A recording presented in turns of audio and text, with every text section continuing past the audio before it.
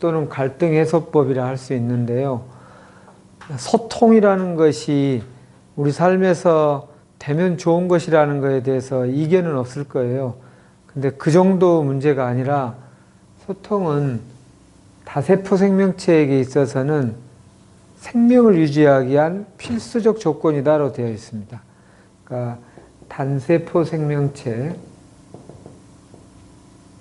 예를 들어서 아메바 같은 거죠. 우리가 뭐 중고등학교 때 배운 그냥 세포 하나로 이루어져 있는 이런 거야 뭐를 소통할 것이 없어요. 그냥 내 덩어리가 반으로 쪼개지고 이렇게 증식하면 끝입니다. 그런데 이게 다세포 생명체로 가면 우리 인간은 당연히 다세포 생명체입니다. 60조 정도의 세포가 각자의 역할을 하면서 또 내가 맡은 소임, 소명 또는 역할이 다 다른데 서로 협력하고 소통하지 않으면 우리는 바로 죽게 되어 있어요. 그러니까 세포 간의 소통은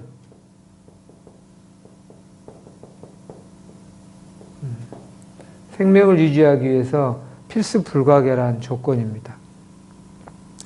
특히 모든 만성 난치병 다 그렇지만 특히 암과 관련해서는 대표적으로 언젠가 음식 치료할 때도 나왔지만 이런 생명체 다세포가 이렇게 있을 때 전자현미경으로 찍어보면 암세포가 어디에 있는지를 전자현미경적으로 확인할 때 두드러진 특징이 있는데요. 각각 이런 다른 보통 건강한 세포에는 이렇게 털이 많이 나 있어요. 이걸 선모라고 합니다. 그런데 암세포에는 거의 민둥산처럼 털이 없거나 아주 이 정도 차이가 확연하게 드러납니다. 세포 선모의 유무,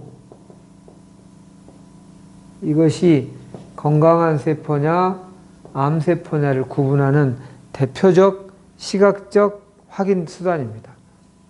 그럼 세포 선모가 뭘 하길래 건강한 세포하고 암세포가 차이가 있느냐 하고 조사해 봤더니 세포 선모가 세포 간에 소통하는 역할을 하더라입니다.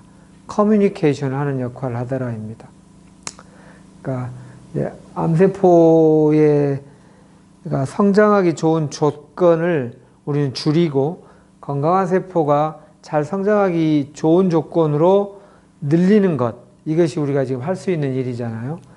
근데 이렇게 하기 위해서 세포끼리 소통하는 능력을 키우기 위해서 필요한 천연물 물질도 있고요. 일부 약도 있고요. 이런 것도 있습니다.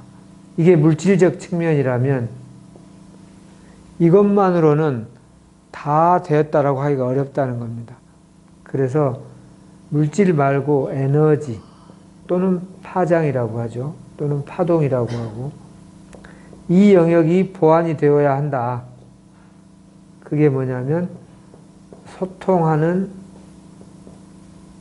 습관, 소통하는 환경입니다. 이거를 이렇게 표현합니다. 물질이 있으면 물질끼리 서로 반응해서 우리가 알고 있는 무슨 호르몬 반응, 생체 화학 반응을 일으킨다라고 우리는 눈에 보이는 세계에서는 그렇게 알고 있지만 사실은 물질끼리 반응할 때 이 주변에 흐르고 있는 에너지 장에 의해서 얘가 이렇게 연결이 가서 탁 붙고 이렇게 되더라는 거죠. 눈에는 안 보이지만 에너지 파장 때문에. 대표적인 예를 들면 이렇게 TV 같은 겁니다. 어느 채널로 맞추면 갑자기 SBS 연예인들이 나와서 노래 부르고 있는데 어느 채널을 맞추면 갑자기 MBC에서 누가 축구하고 있는 게 나오잖아요. 지금 물질이 아니라 이 에너지 눈에 안 보이는 주파수 때문에 얘가 확 이렇게 바뀌듯이 우리 세포들도 그렇더라는 겁니다. 이 세포와 세포 사이의 움직임, 모양을 유지하는 것이 여기 주변에 있는 에너지 장 때문에 이렇게 되더라. 그래서 여기를 형태장이라고 합니다. 형태를 유지하고 형태가 움직이게 하는 것에 주동적인 것은 거기에 흐르는 에너지 파장이더라입니다. 에너지 파장을 이렇게 다르게 주면 세포가 갑자기 휙 뒤집어지기도 하고요. 자기장이 눈에는 안 보이잖아요. 자기장을 이렇게 바꾸면 갑자기 모양이 휙 비틀어지기도 하는 거 우리가 어렸을 때 보잖아요. 그런 식입니다. 그래서 물질도 필요하지만 그것을 계속 유지하게 하고 움직이게 하는 에너지 파동도 중요하다입니다. 이게 눈에는 잘 안 보이는 거지만 이 형태를 유지하게 하는 힘이다. 이렇게 말하는 거고요.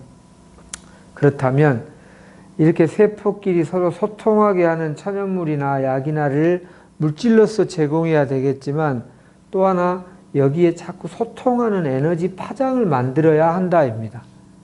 그것은 내 주변에 있는 사람과 늘 소통하는 습관을 이루면 세포도 그렇게 계속 유지한다는 뜻이에요.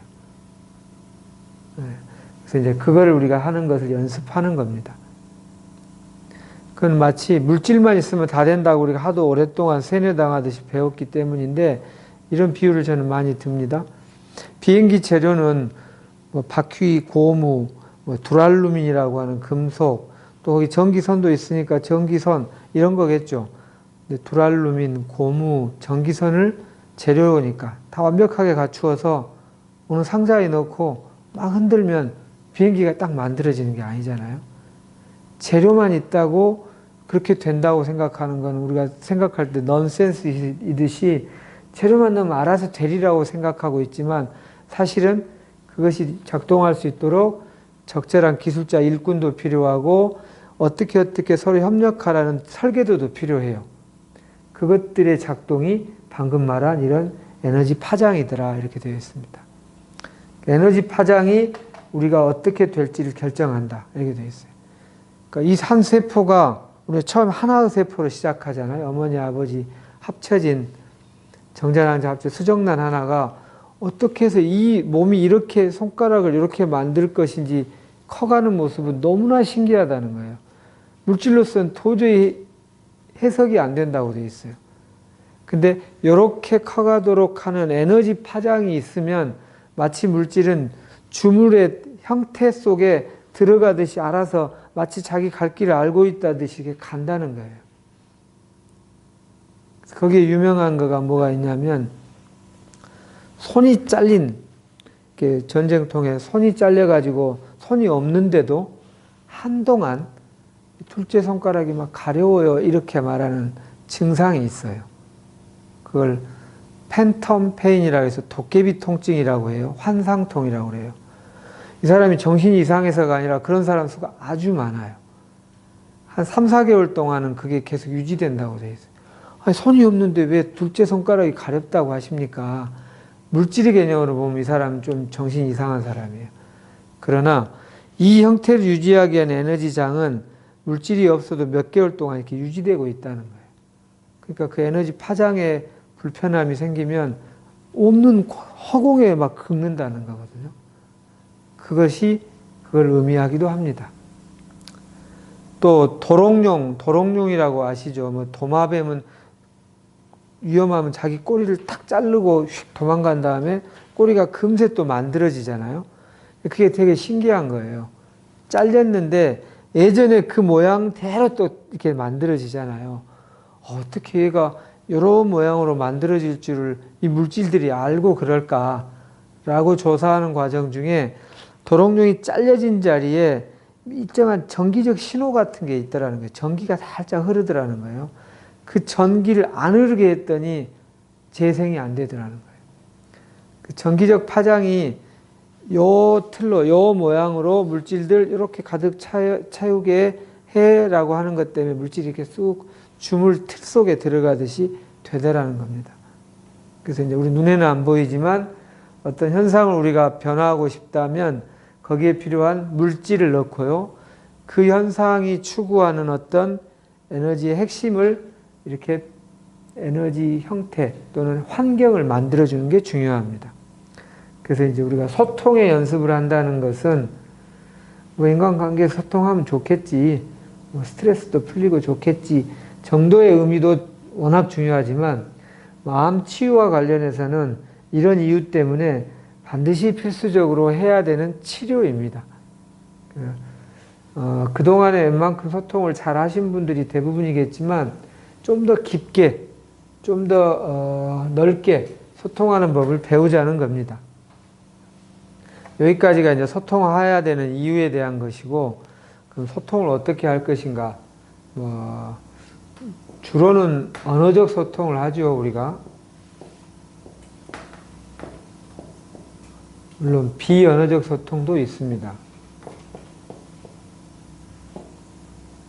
언어적 소통이 가능한 한계도 물론 있지만 그래도 우리가 주로 쓰는 도구이니까 언어적 소통을 대화라고 하잖아요. 네, 대화. 이 대화에서 중요한 걸 이 앞 시간에 몇 가지 얘기를 했습니다. 다시 한번 봐볼까요? 4가지 스텝을 얘기를 했어요. 기억나십니까? 복습을 한번.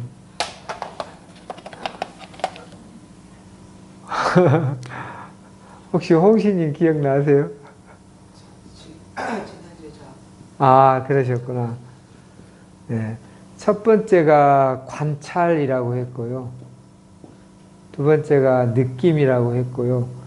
세 번째가 욕구라고 했고, 네 번째가 부탁이라고 했습니다. 이 앞번에 관찰에 대한 걸 소개하고, 또 우리가 연습 문제도 풀어보고, 또 실습해보기도 했었죠. 네. 간략히 그럼 줄이기만 하겠습니다. 관찰은 뭐냐면, 있는 그대로를 표현한다는 겁니다.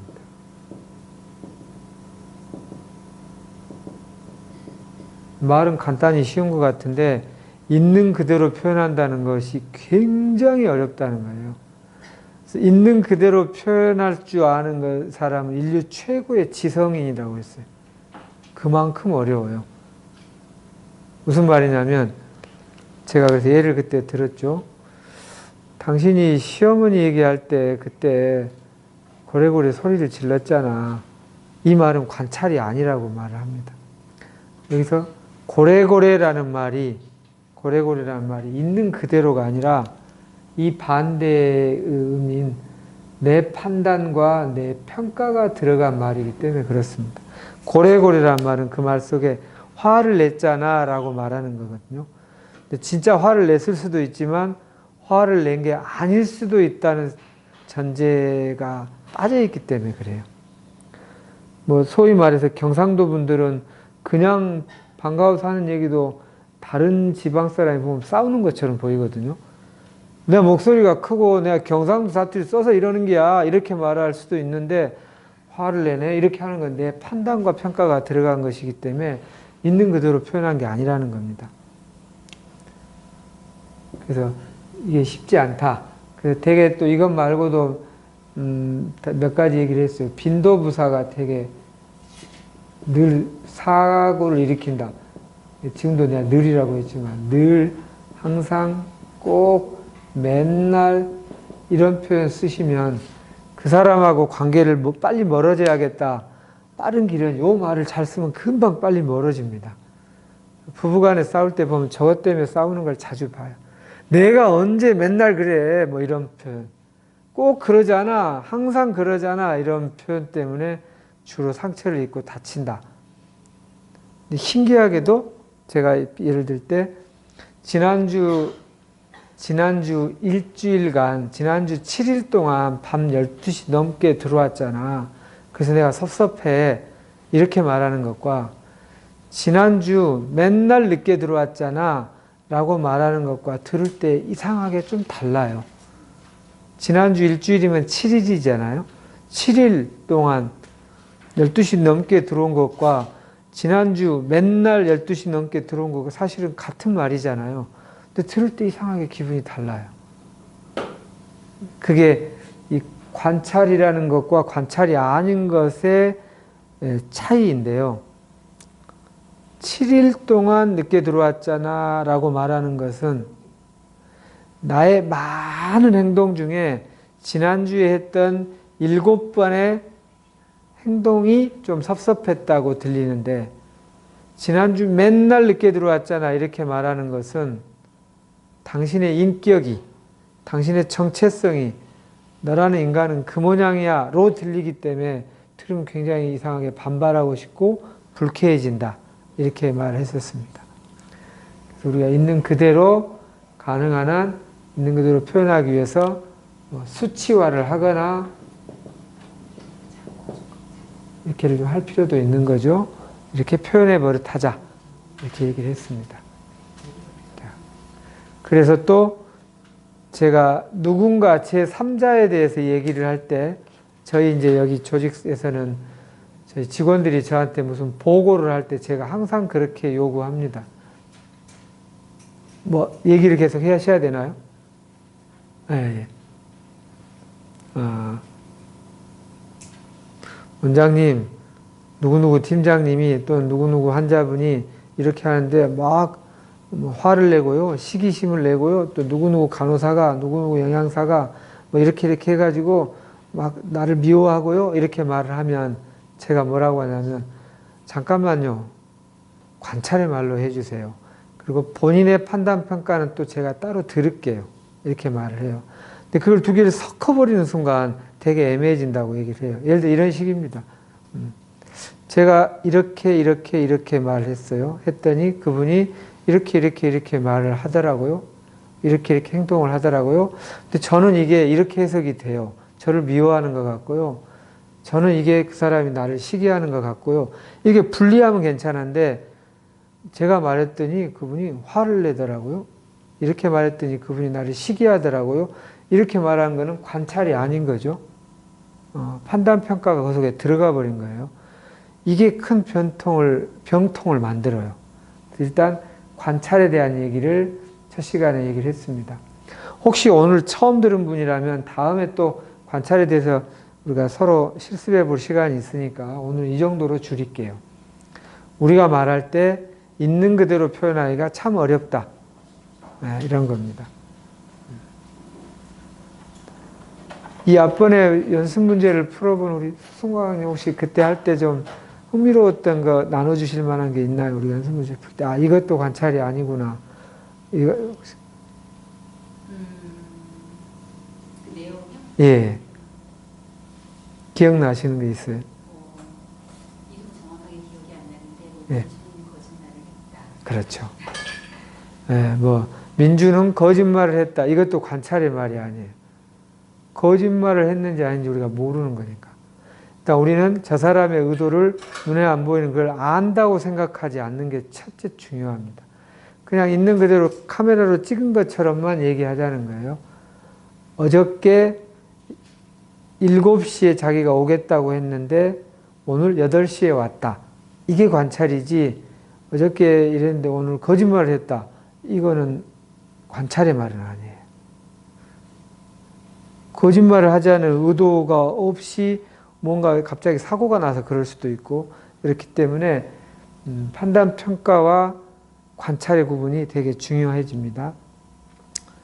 이것만 관찰의 말로만 해도 우리가 인간사회에서 오해와 갈등과 스트레스와 인간관계가 많이 편해진다 이렇게 말합니다. 이제 관찰은 이 정도로 줄이겠습니다. 그 다음에 의사소통의 최고 중요한 우리가 빵 중에 안고가 중요하잖아요. 말의 안고는 느낌과 욕구다 이렇게 표현합니다. 우리가 전하려고 하는 말의 안고가 느낌과 욕구라고 말을 해요. 뭐길래 그게 그렇게 안고냐? 우리가 뭔가를 전하려고 할 때 진짜 핵심을 욕구라고 합니다. 아까 제가 이 다이알로그라고 하는 글자를 보면 다이아하고 로고스의 합성어라고 하는데 다이아는 뭐뭐를 통하여라는 뜻이고요. 로고스는 의미, 가치 이런 뜻이에요. 성경책에 태초에 말씀이 있었으니 태초에 의미가 있었으니 태초에 로고스가 있었으니 이렇게 되어 있다고 합니다. 하늘에 무슨 뜻이 있었으니 이런 뜻이에요. 네. 이거를 또 이런 표현으로도 합니다. 욕구라는 표현으로 영어로. 진짜 우리 삶에 중요한 것, 우리 삶에 필요한 것을 욕구라고 하는데 그러니까 이런 진짜 우리 삶에 중요한 의미, 가치, 뜻, 욕구를 얹어서 통하여 전하는 것을 대화라 한다라는 겁니다. 우리가 뭔가 말을 한다는 것은 진짜 의미 있는 것을 전하는 거고요. 저 사람이 나한테 말하는 걸 듣는 것도 뭐를 저렇게 저 사람이 의미를, 가치를 나한테 전하려고 하지를 들으려고 하는 것이 대화의 두 가지 스텝입니다. 말하기와 듣기에서. 이렇게 말할 수 있어요. 그죠? 그럼 여기서 욕구가 도대체 뭐길래 이렇게 중요한가?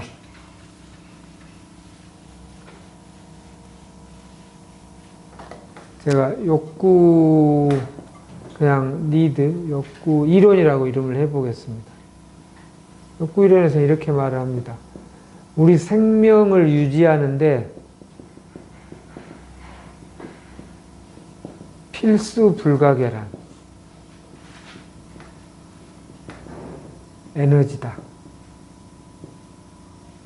그러니까 욕구란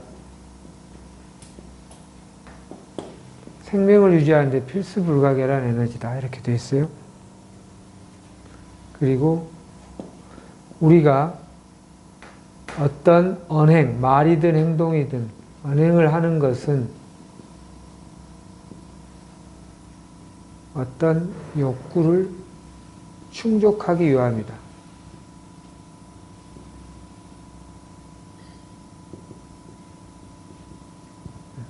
어떤이라고 하지 않겠습니다. 우리가 모든 언행은 이렇게 표현하겠습니다. 우리가 하는 모든 언행은 어떤 욕구를 충족하기 위함이다. 그리고 모든 욕구는 아름답다. 여기까지 하고 좀 설명을 해볼게요. 뭐길래 생명을 유지하는데 반드시 필요한 에너지고, 또 우리가 하는 말과 행동 모든 것이 다 이거를 충족하기 위함이고 그게 아름답다고 했는데, 이 욕구의 단어말을 들으면 좀 이해하실 수 있을 거예요. 소통도 욕구고요. 사랑, 이해, 존중, 친밀감, 스킨십, 평등, 보람, 기여, 등등등, 자유, 이런 거 다 우리가 소위 말해서 들으면 너무 좋은 말이라고 하는 것들은 다 욕구 말들입니다. 그러니까 우리가 하는 모든 말과 행동은 이런 것 중에 하나 내지 몇 개를 충족하려고 하는 거라는 겁니다. 여기서 제가 모든이라고 했는데, 누구를 때리는 행동도 이런 욕구 중에 하나를 충족하려고 한 거라는 뜻입니다. 심지어 누구를 죽이는 행위에도 이런 것 중에 하나를 충족하려고 한다는 뜻입니다. 다만 그 수단과 방법이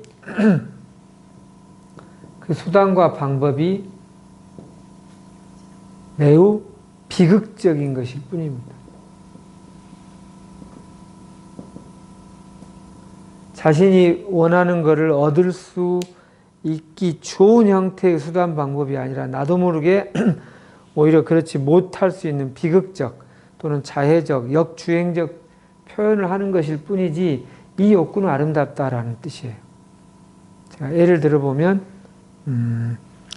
우리 소망님에게도 물어보 예를 들어서 이제 아내가 저한테 당신 가장 노릇 좀 똑바로 했으면 좋겠어요. 이랬다 합시다. 듣는 사람 기분이 굉장히 좀 불쾌할 거예요. 근데 제 아내가 저한테 여보, 나도 배려받으면 행복하겠어, 이렇게 말했다면 아까하고 비교하면 듣기가 훨씬 좀 편할 것 같고, 뭔가 배려를 해줄 수 있는 것을 찾아서 배려해 줄 확률이 아까보다는 좀 높아질 거예요. 근데 방금 당신 왜 이렇게 이기적이야? 뒤에 숫자까지 들어가요. 18까지 들어갔다 합시다. 나도 배려받으면 행복하겠어, 이렇게 말하면 그나마 배려받을 확률이 좀 더 있는데, 이렇게 말하면 배려받을 확률이 별로 없잖아요. 이렇게 말하는데 아이고 내가 배려해야겠다 이렇게 잘 안 하잖아요. 뭐라고? 당신은 얼마나 아이고 웃기고 있네 내지는 또 여기에 또 빠져가지고 18이라고 해가지고 이것 때문에 또 엉뚱하게 혹 되려다가 혹을 붙이고 전쟁이 일어나기도 하잖아요. 그런데 이 두 가지의 문장에 충족하려는 욕구가 같을 확률이 높다는 거예요. 나도 배려받으면 행복하겠어 라고 말하는 내용과 당신 왜 이렇게 이기적이야 18 이 말하고 이 말할 때 이거 배려받고 싶어서 이렇게 말할 수 있잖아요. 근데 이렇게 말하면 배려받기가 쉽지 않잖아요. 그래서 비극적 표현이에요. 오히려 배려는커녕 더 막 비난받고 무시받고 막 싸움이 일어날 경우가 많아요. 이것 때문에 비극적 표현이라는 말이 있습니다. 그러나 이렇게 말하는 것 중에도 근본적으로 충족하려는 욕구는 아까 배려도 여기에 속해. 이런 아름다운 욕구라는 이게 다 아름다운 말 아니겠어요? 이거라는 겁니다. 그래서 이제 우리가 내가 지금 뭐를 전하려고 말하는지를 스스로 모르는 경우가 많다. 이걸 첫째 받아들이자는 겁니다. 내가 뭘 전하는지 모를 리가 있나요? 저 국어 점수도 좋고 한국말 저 잘해요. 근데 그렇지 않더라고요. 인류 인구의 99.99%가 자기가 전하려는 것을 정확히 전달하는 사람이 아니더라는 거예요. 저도 한 4년 반 정도 하니까 조금 할 때마다 내가 뭘 전하려고 하는 것이 좀 자연스럽게 되는 확률이 높아지더라고요. 그 전까지는 막 무심코 했는데 왜 내가 이 말을 했는지를 결국 막 헤매는 경우가 많고요. 그러다 보니까 상대가 말하는 것 속에 이 아름다운 욕구는 뭐지? 지금 말은 비극적으로 표현하지만 이렇게 알아듣기가 쉽지 않더라고요. 그래서 이게 좀 훈련이 필요합니다. 자, 이 두 가지가 비슷했을 것이다라는 거고요. 그 다음에 네 번째, 모든 욕구는 좀 보편성이 있어요. 유니버셜하다고 합니다. 보편성이 있다. 이 말은 무슨 말이냐면 공감 가능하다라는 뜻으로 해석하시면 좋겠어요. 무슨 뜻이냐면 내가 오늘 이렇게 하고 싶은 이유는 평등이 중요하기 때문이에요. 내가 이러고 싶은 이유는 소통이 중요하기 때문이에요. 이렇게 말하는데 듣는 사람이 참 별 사람이 다 있네. 이 세상에 평등이 중요한 사람도 있대. 걔는 희한한 녀석이야. 소통 그게 중요하다고 하네. 이러는 경우는 없더라는 거예요. 인간이라면 모두 이것이 중요하다는 것을 다들 공감을 하다라는 거예요. 그래서 자신이 전하고자 하는 핵심이 이것 중에 하나라고 표현하는 순간 그건 나도 언제든지 필요한지 알기 때문에 그게 중요했던 거야. 그것까지는 충분히 공감할 수 있어. 다만 그 수단이 근데 그러기 위해서 수단을 이걸 쓰면 어떨까요? 이렇게 나눌 수 있는데 이런 표현이 안 되면 저 사람 무조건 나를 죽이려고 해. 저 사람은 나를 무조건 미워해. 이렇게 그냥 단순히 생각하기 쉽더라. 소통을 하기 위해서 갈등을 줄이고 갈등을 풀기 위해서는 자꾸 이렇게 욕구 말로 소통하자고 합니다. 내가 이러는 것은 배려가 중요하기 때문입니다. 저는 이럴 때 소통이 중요해서입니다. 이런 식으로. 배려 소통이 되면 그냥 좋을 정도가 아니라 첫 번째에서 생명을 유지하는데 은유적인 표현이 아니라 실질적인 표현이라는 거예요. 예를 들어 스킨십도 욕구인데 스킨십이 없으면 우리 죽는다 이러면 이해되시나요?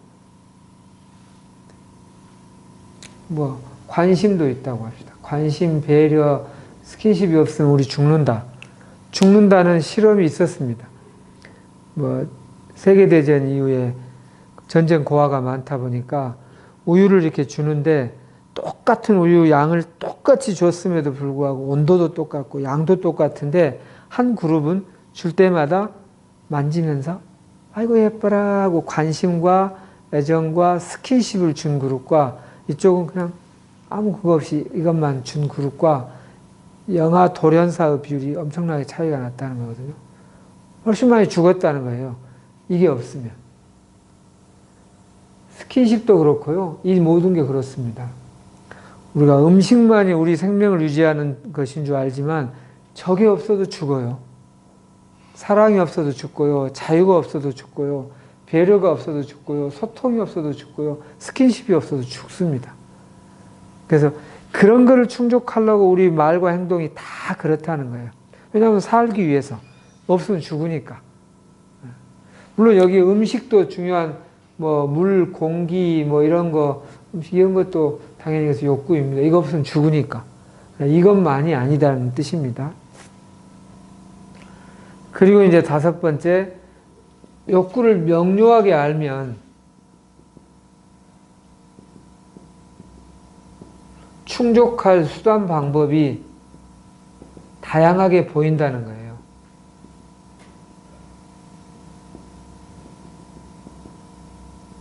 그래서 내가 지금 말하면서 내가 왠지 하는 행동하면서 내가 지금 어떤 욕구를 충족하려고 하는지를 정확히 알려줄수록 상대하고 갈등이 죽을 가능성이 많다. 이렇게 표현을 합니다.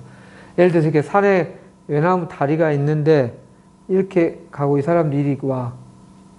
야, 나 이리 가야 돼. 나도 이리 가야 돼. 너가 져. 루즈라고 그러죠. 나는 윈.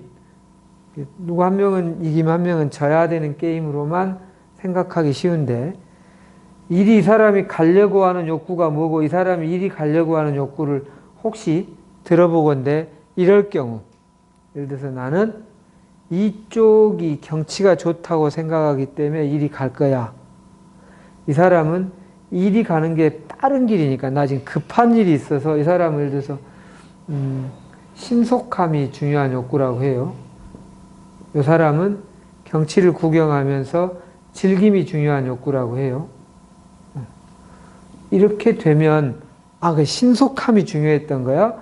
나는 즐김이 중요했던 거야? 이럴 때 혹시 이 사람이 더 경치 좋은 길을 여기 알 수도 있어요. 그렇다면 시간이 급한 게 아니라면 이 길보다 저기 가면은 막 무엇도 피어있고 여기 있어요. 이러면 그랬어요? 그렇다면 저는 그리 갈게요. 이렇게 해서 서로 갈등을 충돌하지 않고 할 수도 있는데 오로지 이 다리를 건너야만 해, 이 다리를 건너야만 해 하는 이 수단 하나가 유일한 방법이라고 생각하면 둘 중에 하나는 져야만 돼요. 근데 욕구 차원으로 만나면 이 두 개가 제3의 창조적 대안이 나올 수도 있다는 뜻입니다. 기업에서도 수많은 케이스들이 그런 경우도 있고 인간관계에서도 그렇습니다. 그래서 내가 무엇을 원하는지를 표현할 줄 아는 거가 되게 중요하고요. 상대의 말을 설사 그 표현을 못하더라도 질문을 통해서 알아내는 게 중요하다. 이렇게 표현합니다. 그게 욕구예요. 그리고 욕구가 처음에 찾기는 쉽지 않은데요. 그나마 쉬운 게 느낌입니다. 느낌은 감각과 감정인데요. 이걸 다 느낌이라고 하잖아요. 짜릿하다도 느낌이고 화가 난다도 느낌이죠. 감정이고 짜릿하다는 감각이고 이거는 어떤 욕구가 충족되었는지 아닌지를 알려주는 신호다, 시그널이다 이렇게 표현합니다. 그러니까 어떤 욕구가 충족되면 우리 기분이 홀가분하거나 시원하거나 편안하거나 기쁘거나 이렇게 되고요. 어떤 욕구가 충족되지 않으면 찜찜하거나 짜증나거나 피곤하거나 이러기 쉬워요. 그러니까 뭔가 얘기를 내 것 다 해준다고 했는데도 돌아가는 길에 뭔가 기분이 찜찜하면 지금 나도 모르게 충족되지 않은 욕구가 있다는 뜻이에요. 그게 뭔지는 몰랐어도 찜찜하면. 근데 저 사람이 나한테 뭐라 혼내켜서 겉으로 보기에는 분명히 좋지 않은 것 같은데 이상하게 그러고 나는데 되게 홀가분해. 편안해. 뭔가 충족이 됐다는 거야. 근데 뭘 충족돼서 내가 왜 얻어들었는데도 기분이 편안하지? 이런 걸 찾아 나가는 것을 알게 해주는 신호가 느낌이라는 겁니다. 항상 느낌이 중요해요. 우리 삶에서 제일 안고 중에 안고가 욕구이고 그걸 좀 도와주는 안고가 느낌이에요. 그래서 자꾸 느낌이 어떻습니까? 라고 제가 자꾸 질문해요. 느낌이 핵심이니까. 생각은 느낌하고 구분할 필요가 있다. 생각은 힘이 제일 없는 겁니다. 머리의 생각은 우리 에너지 구조 중에 이 가슴의 느낌에 비하면 너무너무 초라할 정도로 힘이 약해요. 아무리 좋은 논리적으로 맞는 말이어도 감정, 기분이 상해버리면 소음에 불과해요. 심지어 예수님 얘기, 부처님 얘기를 해도 시끄러워, 귀찮아, 왜 이렇게 피곤하게 해가 돼버려요. 근데 여기가 감정이 딱 기분이 좋고 편안함과 신뢰감과가 생기면 이 개 같은 놈아, 개 자식아 이래도 그냥 좋아. 심지어 누가 막 탁탁 때려도 좋아. 이 힘은 어마어마해요. 그러니까 항상 우리의 소통에 있어서 중요한 것은 느낌입니다. 욕구입니다. 생각이 아니라고 하시는 것 또 하나 중요한 우리가 요점이네요. 느낌과 욕구. 우리가 말을 할 때 과연 느낌과 욕구를 알아채면서 느낌과 욕구를 표현하고 있는가, 그에 관련한 여기 연습 문제를 좀 드릴 테니까요. 좀 같이 풀어보도록 하죠. 네, 이 뒤로 한번 이렇게 돌려보실까요? 여기도.